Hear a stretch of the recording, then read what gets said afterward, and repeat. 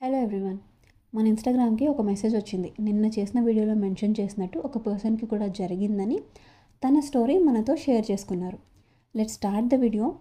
ఒక సిస్టర్ మనకి పింగ్ చేశారు దట్ తన వర్క్ ప్లేస్లో తను ఫేస్ చేస్తున్న ఛాలెంజెస్ గురించి. ఛాలెంజెస్ అనుకోవచ్చు లేదా ప్రాబ్లమ్స్ అని అనుకోవచ్చు.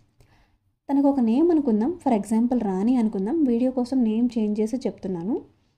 తను ఒక సాఫ్ట్వేర్ కంపెనీలో వర్క్ చేస్తుంది. రాణి ఒక ఎక్స్పీరియన్స్డ్ ప్రొఫెషనల్, రీసెంట్గానే జాబ్ స్విచ్ అయింది.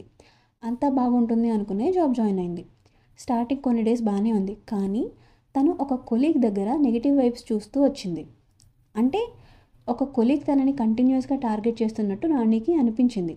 ఫస్ట్ అలా ఏం అయి ఉండదు, జస్ట్ నేనే అలా అనుకుంటున్నానేమో అని రాణి అనుకుంది. కానీ ఆ కొలీగ్ ఎవ్రీ టైము ఎవ్రీ స్ప్రింట్లో రాణిని టార్గెట్ చేస్తూనే ఉంది.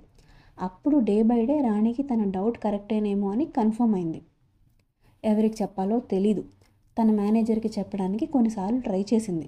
బట్ మేనేజర్ అండ్ రాణిని టార్గెట్ చేసిన కొలీగ్ ఇద్దరు friends. Rani try to raise her voice in feedback. ఆ ఫీడ్బ్యాక్ కూడా వాళ్ళ మేనేజర్కే వెళ్ళింది. Manager made it a very big scene and తప్పు అంతా రాణిదన్నట్టు ఫ్రేమ్ చేశాడు. మేనేజర్ కూడా ఇలా చేస్తే రాణి ఇంకా ఏం చేస్తుంది చెప్పండి? ఎటు చూసినా ఇలాంటి ప్రాబ్లమ్స్లోనే చిక్కుకుంటున్నాను అని మనకి మెసేజ్ చేసి తన ప్రాబ్లమ్ని చెప్పుకుంది. ఇక్కడ నేను ఒక విషయం చెప్పాలనుకుంటున్నాను.